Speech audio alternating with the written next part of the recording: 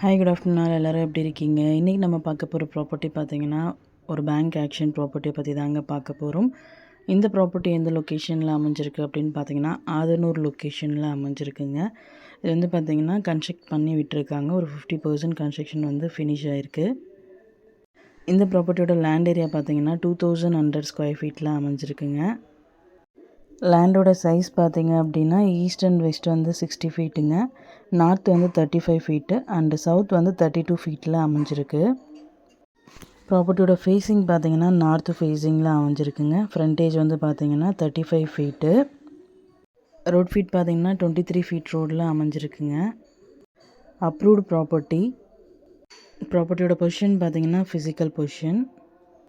ப்ராப்பர்ட்டியோட reserve price பார்த்திங்கன்னா 36 லேக்ஸுங்க. EMD date பார்த்தீங்கன்னா 31 December 2024. Action date பார்த்தீங்கன்னா 2 ஜனவரி 2025.